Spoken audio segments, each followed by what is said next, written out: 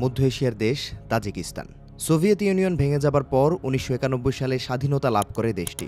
যদিও এর পরের কয়েক বছর গৃহযুদ্ধে লিপ্ত হয় তাজিকরা, আর এরই সুযোগ নিয়ে তাজিকিস্তানে বিমান ঘাঁটি তৈরি করে ভারত।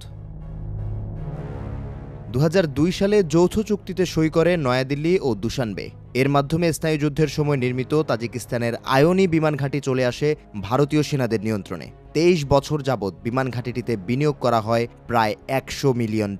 তবে বিপুল অঙ্কের এই বিনিয়োগ রেখেই তাজিকিস্তান ছাড়লেন ২০০ ভারতীয় সেনা, কারণ ভারতকে বহিষ্কার করে বিমান ঘাঁটিটি পুনর্দখল করেছে তাজিকিস্তান।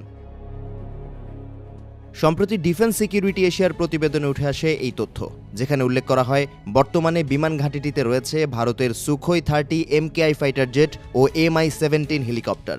$10 মিলিয়ন তৈরিকৃত এই এয়ারবেইজে ডেভেলপ করা হয়েছে হ্যাঙ্গার ও ওভারহলিং সুবিধা। ৩২০০ কিলোমিটার রানওয়েকে সুরক্ষিত করতে তৈরি করা হয়েছে দুর্গ। বিমান ঘাঁটিটি থেকে পাকিস্তানের উত্তরাঞ্চলীয় সীমান্তের দূরত্ব ১০০০ কিলোমিটারের চেয়েও কম। তাই অপারেশন সিন্দুরের পর আয়োনি বিমান ঘাঁটি থেকে ইসলামাবাদে অভিযানের ছক কষে মোদি সরকার, যদিও শেষ পর্যন্ত হামলা চালানো হয় নিজেদের সীমান্তের ভেতর থেকেই। ভারতকে বিতাড়িত করার ক্ষেত্রে গুরুত্বপূর্ণ ভূমিকা পালন করেছে রাশিয়া ও চীন। বিদেশে সামরিক ঘাঁটি স্থাপনের ক্ষেত্রে দীর্ঘমেয়াদী লিজ ও প্রতিরক্ষা চুক্তি করে থাকে শক্তিধর রাষ্ট্রগুলো। তবে তাজিকিস্তানে বিমান ঘাঁটি স্থাপনের ক্ষেত্রে ভারত আশ্রয় নেয় কূটনৈতিক সহাবস্থানের উপর, আর এরই সুযোগ নিয়েছে বেইজিং ও মস্কো। প্রতিবেদনে দাবি করা হয় তাজিকিস্তানে ভারতের সামরিক উপস্থিতিকে ভালো চোখে নিচ্ছিল না রাশিয়া। ইউক্রেন যুদ্ধ শুরুর পর রাশিয়া অধিক মাত্রায় চীনের উপর নির্ভরশীল হয়ে পড়ে।